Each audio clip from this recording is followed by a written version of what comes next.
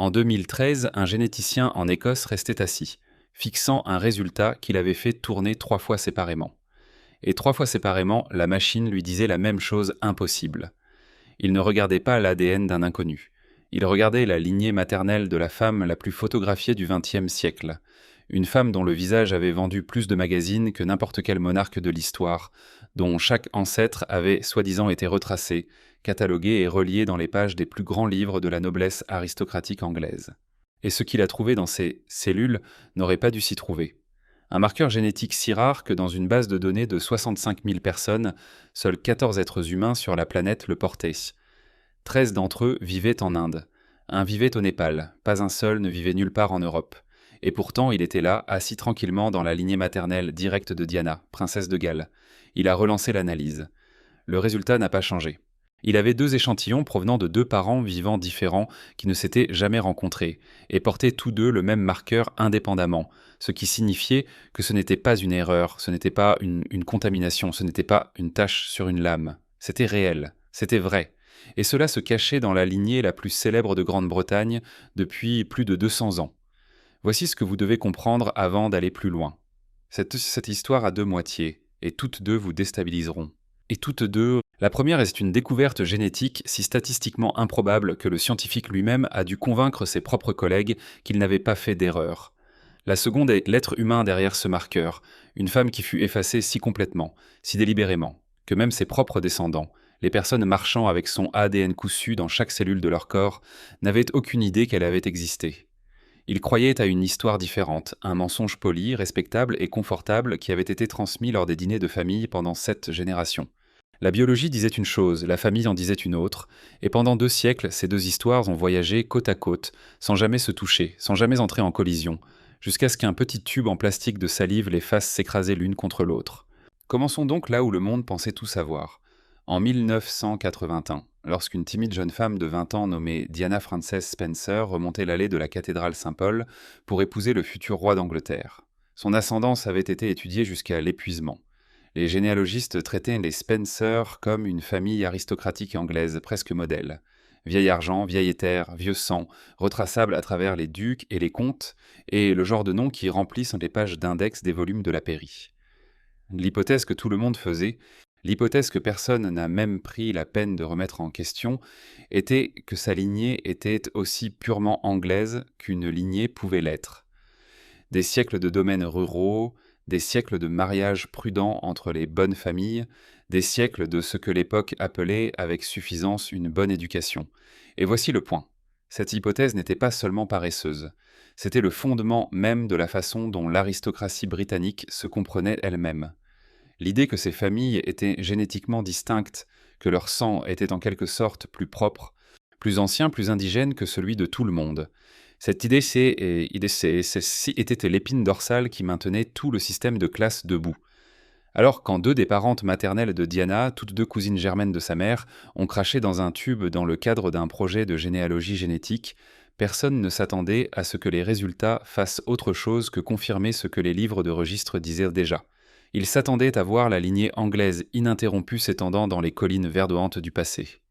Au lieu de cela, le test a remonté cette lignée. Génération après génération, mère après mère, et quelque part vers 7 générations en arrière, il est tombé sur quelque chose que les livres de registre avaient discrètement supprimé. Maintenant, faites attention à ceci, car pour comprendre pourquoi cette découverte est si imparable, vous devez comprendre pourquoi ces parentes particulières ont été choisies, et pourquoi le type d'ADN testé compte énormément. Les 2 femmes descendaient du côté de la mère de Diana par une chaîne ininterrompue de mères et de filles, et le test ne regardait pas l'ADN ordinaire. Celui qui est mélangé était remixé à chaque génération, moitié de votre père, moitié de votre mère, brouillé comme un jeu de cartes. Il regardait l'ADN mitochondrial, et l'ADN mitochondrial obéit à des règles complètement différentes. Pensez-y une seconde.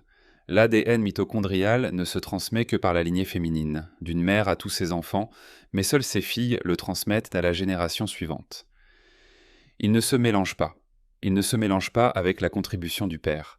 Il passe intact, pratiquement inchangé, comme une lettre scellée transmise de main en main à travers les siècles, une lettre qu'aucun homme épousant la famille ne pourrait jamais toucher, altérer ou contaminer. Chaque mari qui est entré dans la lignée Spencer sur 200 ans a laissé ses empreintes digitales sur tout le reste du génome. Mais la lignée mitochondriale passait tout droit devant eux, intacte, scellée, incorruptible, ce qui en fait la chose la plus proche que la génétique possède d'un enregistrement inviolable. C'est un fil que vous pouvez suivre à rebours dans le temps, mère par mère, avec la certitude absolue que personne ne l'a réécrit en cours de route. Et c'est exactement ce qui rend cela si dévastateur. Parce que pendant que la famille était occupée à réécrire les registres papier, et il l'était, Nate, comme vous le verrez bientôt, le seul registre qu'il ne pouvait jamais atteindre, celui enfoui à l'intérieur du corps lui-même, continuait de dire la vérité. Le papier disait européen. Le sang disait quelque chose de tout à fait différent. Le marqueur que le généticien a trouvé appartient à un haplogroupe appelé R30b. Et R30b, ainsi que toutes ses branches, est sud-asiatique. Pas occasionnellement sud-asiatique. Pas peut-être sud-asiatique. Entièrement, sans ambiguïté. Exclusivement sud-asiatique d'origine, sans aucune alternative plausible sur la table. Il n'apparaît pas dans les populations indigènes européennes. Il n'apparaît pas dispersé à travers la Méditerranée ou caché dans quelques coins oubliés du Caucase. Il vient du sous-continent indien, point final. Donc, quand il a fait surface dans la lignée maternelle scellée d'une princesse anglaise, cela ne pouvait signifier qu'une chose. À un moment donné, environ 7 générations avant la naissance de Diana, une femme d'ascendance sud-asiatique s'était mariée, ou plus précisément était entrée dans cette lignée maternelle directe. Une femme dont l'existence avait été soigneusement, méthodiquement lissée de l'histoire officielle jusqu'à ce qu'elle devienne une sorte de fantôme dans son propre arbre généalogique. Elle avait un nom. Nous le connaissons maintenant. Eliza Kewark. Et pendant plus de 200 ans, ce nom n'est apparu dans aucune généalogie Spencer qui comptait, dans aucun des livres de registres prestigieux, dans aucune des biographies qui s'alignaient pour célébrer le pedigree de Diana lorsqu'elle est entrée dans la famille royale. Elle en avait été effacée si soigneusement, si efficacement, que les personnes mêmes qui portaient son ADN ne savaient pas quelle en était la source. Alors qui était-elle, cette femme qui n'existait pas? Eliza Kewark est née vers 1790 dans une ville appelée Surat, sur la côte ouest de l'Inde. Et si vous voulez comprendre comment une femme finit par être effacée de l'un des arbres généalogiques les plus documentés au monde, vous devez d'abord comprendre l'endroit qui l'a façonnée. Surat, à la fin du XVIIIe siècle, n'était pas un trou perdu endormi. C'était bruyant. C'était bondé. C'était l'une des villes portuaires les plus actives de tout le sous-continent, un enchevêtrement d'entrepôts et de quais où la brise marine portait l'odeur du sel, du goudron et des caisses de poivre, d'indigo et de coton brut attendant d'être chargés sur des navires à destination de l'Europe. Des commerçants d'une douzaine de nations parcouraient ces rues, Perses, Arméniens, Portugais, Hollandais, et de plus en plus, les hommes de la Compagnie britannique des Indes orientales qui arrivaient affamés, ambitieux, cherchant à faire fortune loin des salons froids de leur pays. Dans ce monde, Eliza est née, et c'est là que ça devient compliqué, magnifiquement révélatrice compliqué, parce qu'Eliza Kewark portait 2 héritages et la famille en utiliserait plus tard un comme arme pour cacher l'autre. Faites attention à ceci, car c'est la charnière sur laquelle repose toute la dissimulation. Le père d'Eliza portait un nom arménien, Kewark, et Eliza elle-même, lorsqu'elle prenait la plume, signait ses lettres non pas en anglais, non pas dans une écriture indienne, mais en élégants caractères arméniens. Maintenant, dans la froide logique de la société coloniale, ce détail était de l'or pur, parce qu'être arménien, c'était être chrétien. Être arménien, c'était être, aux yeux des Britanniques, respectables, civilisés, proches des Européens, le genre d'arrière-plan qu'un homme pouvait discrètement intégrer dans l'histoire de sa famille sans trop de scandale. Arménien était un héritage que vous pouviez admettre au dîner. Mais voici le piège. Voici la chose que cette signature pouvait dissimuler, mais que le sang en elle ne pouvait pas. La lignée de la mère d'Eliza, la lignée maternelle, celle qui transporte l'ADN mitochondrial intact de mère en fille, cette lignée était sud-asiatique. C'était la lignée portant R30b. Donc, alors que le nom arménien siégeait fièrement en surface, visible, utile, une demi-vérité pratique, la vérité plus profonde courait en dessous, scellée à l'intérieur de chaque cellule de son corps, attendant 200 ans qu'un généticien avec un écouvillon de salive la lise enfin à haute voix. Pensez-y une seconde. La couverture et la vérité enfouie étaient toutes deux authentiquement les siennes. Le mensonge n'était même pas totalement un mensonge. C'était une vérité sélective. Arménienne, oui, du côté de son père. Choisie précisément parce qu'elle pouvait être utilisée pour étouffer la partie que la société coloniale trouvait inacceptable. C'est un type d'effacement bien plus insidieux qu'une simple fabrication. Vous n'inventez pas quelque chose à partir de rien. Vous prenez simplement la moitié pratique d'une personne et laissez la moitié gênante disparaître. Et maintenant, nous arrivons à l'homme qui est entré dans la vie d'Elisa et a tout changé. Il s'appelait Theodore Forbes, un Écossais, un marchand de la Compagnie des Indes orientales, arrivé à Surat vers 1809, jeune et ambitieux, et stationné à des milliers de kilomètres de quiconque le connaissait. Et là, dans cette ville portuaire humide et animée, Théodore et Elisa se sont rencontrés. La version officielle, celle qui serait plus tard écrite à l'encre froide, décrivait Elisa comme la gouvernante de Forbes, sa domestique, une servante dans sa maison, et peut-être, au sens technique le plus étroit, était-ce un titre que quelqu'un avait écrit sur un document quelque part. Mais la vérité sur ce qui s'est passé entre eux était tout autre, et nous le savons parce que la vérité survit. Elle survit dans leurs 2 enfants.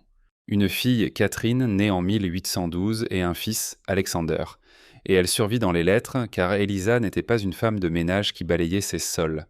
La correspondance survivante montre une femme qui traduisait pour Forbes, qui se déplaçait entre des langues et des communautés qu'il, un étranger, n'aurait jamais pu naviguer seul. Elle facilitait ses contacts. Elle l'aidait à faire des affaires dans un endroit où les affaires dépendaient entièrement de la confiance, de savoir à qui parler et comment leur parler. Dans une ville où le succès ou l'échec d'un homme de compagnie reposait sur les relations, Elisa était, dans tous les sens du terme, sa partenaire, sa porte d'entrée vers un monde qui lui serait resté fermé pour toujours. Pendant quelques années, à Surat, cet arrangement a fonctionné. Les enfants ont grandi, le ménage tournait. Et voici la partie qu'il est facile de manquer à travers la distance de 2 siècles. Pendant une fenêtre de temps, c'était quelque chose de proche d'une famille. Un homme, une femme, 2 jeunes enfants dans une maison près de la mer. Peu importe le nom que les documents lui donnaient, c'était ce que c'était. Mais la société coloniale changeait, et elle changeait dans une direction qui ne laissait aucune place à une femme comme Elisa. Voici le problème. Dans les premières années de l'expansion britannique en Inde, les relations entre les hommes de la compagnie et les femmes indiennes étaient courantes, voire banales. Beaucoup de ces hommes, loin de chez eux pendant des décennies, ont construit des vies et des familles avec des femmes locales. Et la société regardait plus ou moins ailleurs. Mais au fil des décennies, les règles se sont durcies. L'Empire est devenu plus rigide, plus obsédé par la hiérarchie raciale, plus déterminé à tracer des lignes strictes entre les gouvernants et les gouvernés, entre les Européens et les Indiens, entre ce qui était respectable et ce qui ruinerait les perspectives d'un homme. Et à mesure que la carrière de Theodore Forbes avançait, à mesure qu'il grimpait vers le prix d'un partenariat à Bombay, le genre de poste qui pouvait rendre un homme riche et établi pour la vie, le calcul autour d'Elisa a changé. Un associé de la compagnie en pleine ascension avec une fortune devant lui ne pouvait pas se permettre une complication domestique. Une épouse de fait de sang indien, aussi longtemps qu'elle avait aidé à bâtir cette fortune, autant d'années qu'ils avaient passées ensemble, autant d'enfants qu'ils partageaient, elle était devenue, dans l'arithmétique brutale de l'époque, un passif, un obstacle au genre de vie que la société de Bombay lui permettrait d'avoir. Et donc Theodore Forbes a fait son choix. Il l'a quitté. Il a quitté Surat. Et il a laissé Elisa derrière lui. Et il a laissé leurs enfants dans cette ville portuaire. Et il est parti construire une nouvelle vie à Bombay et seul. Une vie respectable. Une vie sociale. La vie d'un homme de la compagnie en pleine ascension. Et écoutez bien.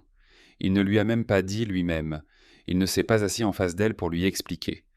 Alors que les dispositions étaient prises pour l'avenir des enfants, alors que des décisions étaient prises sur l'endroit où ils iraient et ce qu'il adviendrait d'eux, Forbes a tout géré à distance par l'intermédiaire d'autres personnes, par les mains d'autres personnes et les lettres d'autres personnes, comme si écrire directement à Elisa était une chose qu'un homme dans sa position ne pouvait plus se permettre de faire. La femme qui avait traduit son monde pour lui était maintenant une personne à qui il ne pouvait parler que par l'intermédiaire d'intermédiaires, comme une dette discrètement réglée, comme un chapitre refermé avant que quiconque d'important ne puisse le lire. Maintenant, pensez-y une seconde. Pensez à ce que cela aurait signifié d'être Elisa durant ces mois-là, l'homme qui avait partagé son lit. Ses années et ses enfants étaient soudainement un silence de l'autre côté d'un mur qu'elle ne pouvait pas franchir. Elle était toujours dans la même ville.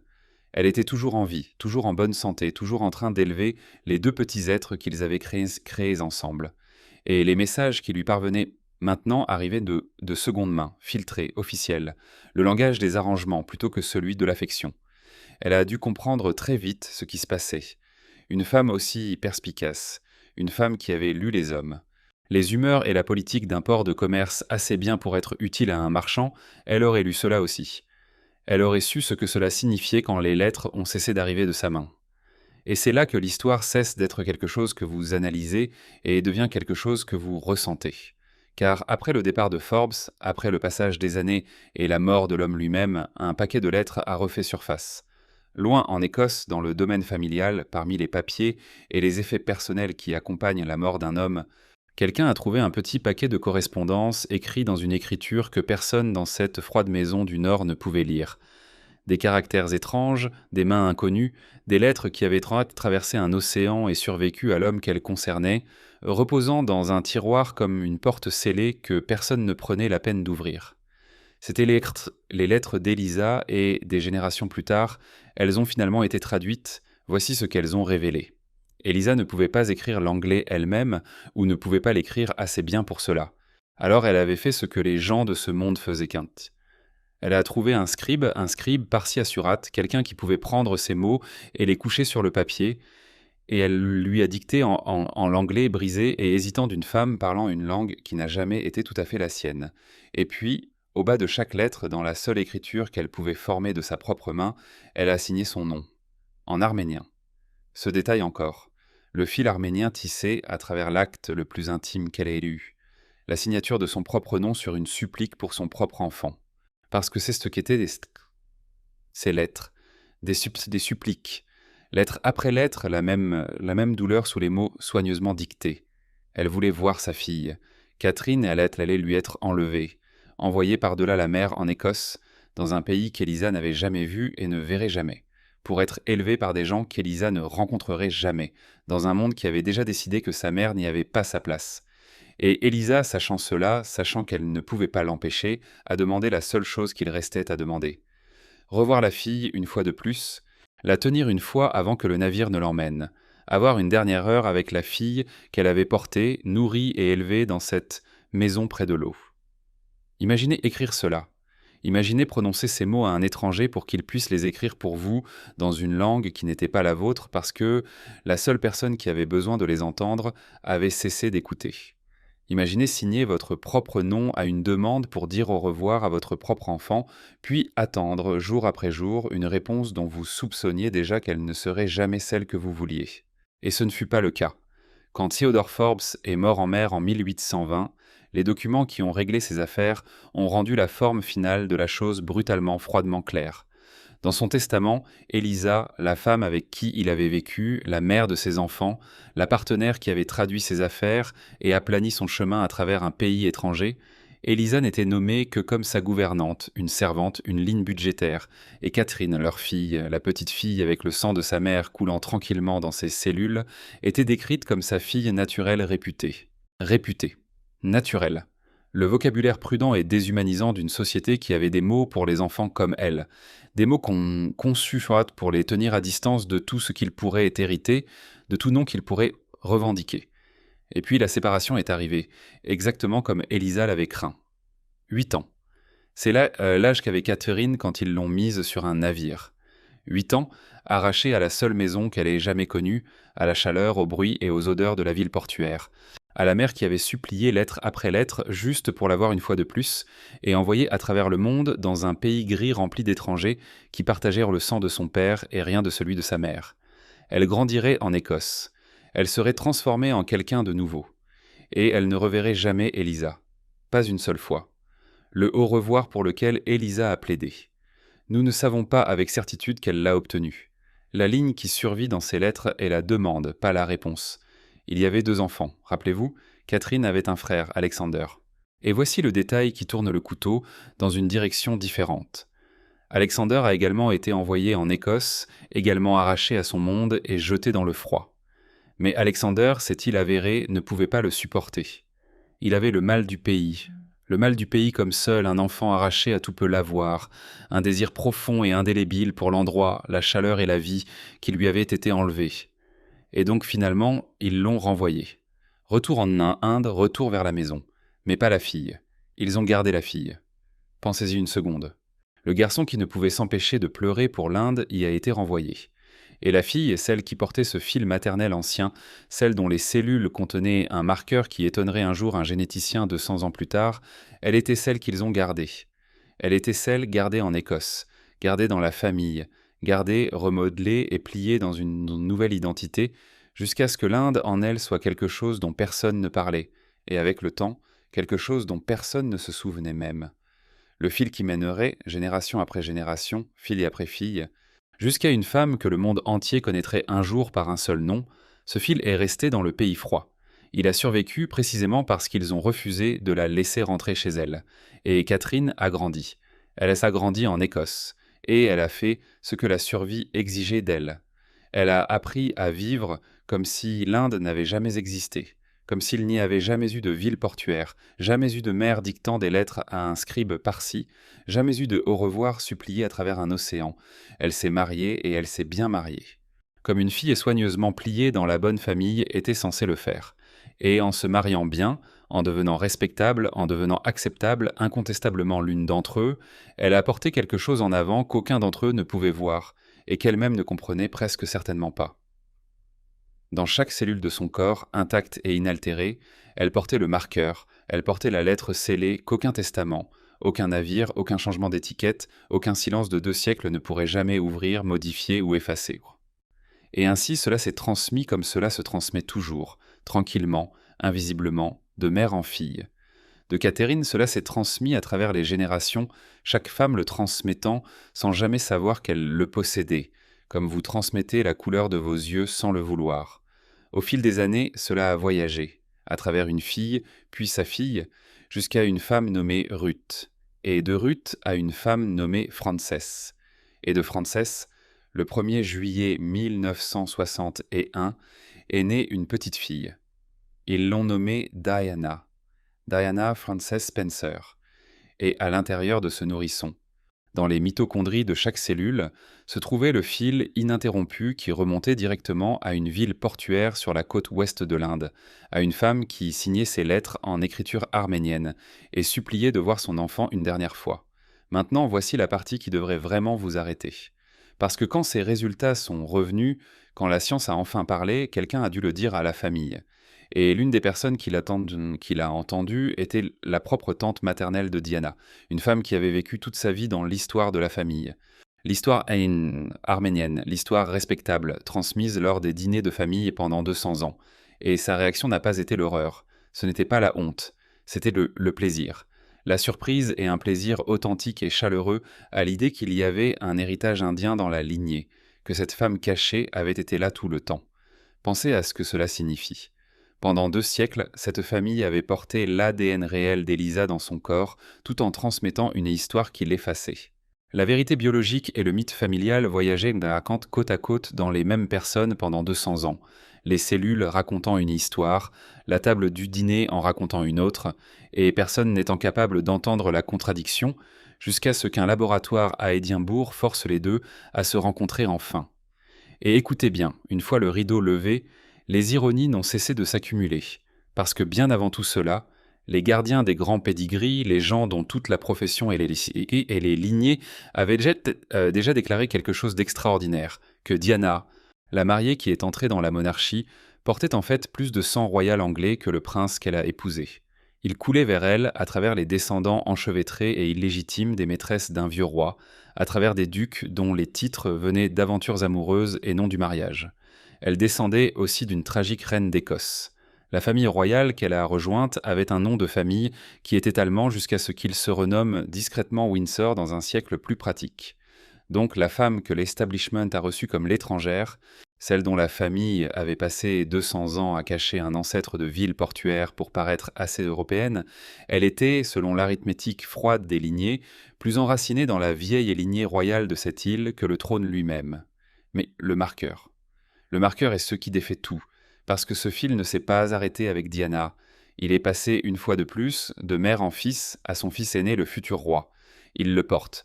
La même signature rare qui a commencé au Gujarat, dans le corps d'une femme que la famille a passé des générations à prétendre inexistante, se trouve maintenant dans les cellules d'un homme destiné à porter la couronne, faisant de lui, selon toute probabilité, le premier monarque britannique avec une ascendance indienne prouvée coulant directement à travers sa lignée maternelle. Les cousins vivants qui ont été testés n'ont montré qu'une trace ténue d'ascendance sud-asiatique dans la mesure large, quelque part sous 1%, la façon dont cette génération dilue tout sauf la seule chose qui ne se dilue pas. Et cette seule chose, le fil mitochondrial, la lettre scellée, se termine ici, car il ne passe que par les mères. Un roi ne peut pas le transmettre. Donc, le marqueur d'Elisa, qui a survécu à un testament, une séparation, un océan, un changement d'étiquette et 200 ans d'oubli prudent, ne passera pas à ses enfants. Il voyage aussi loin que lui et son frère, puis il devient silencieux. Le fil qui a refusé de mourir parce qu'ils ont refusé de laisser sa fille rentrer chez elle va enfin doucement se reposer. Donc voici ce que cette histoire nous laisse réellement. Pas un fait amusant sur un haplogroupe, pas un morceau de trivia royal pour une soirée quiz. Ce que l'ADN a exposé, c'est toute une architecture de la honte. L'arithmétique coloniale qui décidait quel sang était un passif et lequel était un atout. Les mots uniques échangés dans un registre pour rendre une femme acceptable. Le calcul brutal qui a renvoyé un garçon en deuil, mais a gardé une fille utile. Tout cela était un mensonge posé sur un être humain. Elisa était réelle. Elle aimait, elle traduisait, elle négociait, elle suppliait. Et l'Empire qui avait besoin qu'elle disparaisse pouvait l'effacer du papier, mais il ne pouvait pas atteindre la cellule. Il ne pouvait pas toucher le seul registre qu'elle a laissé dans la seule encre qui ne peut pas être modifiée. Sa propre fille et la fille de sa fille, jusqu'à la femme la plus photographiée de son siècle et vers un futur roi. Ils ont essayé de la faire disparaître.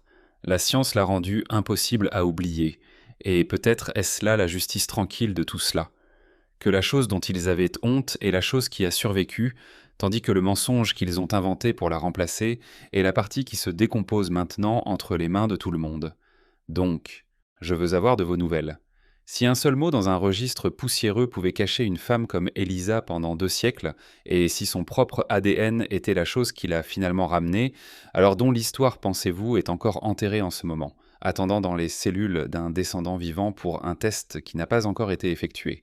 Dites-moi dans les commentaires quelle lignée cachée d'une figure historique vous voudriez que la science ouvre ensuite, et qui pensez-vous que le monde pourrait trouver caché à l'intérieur.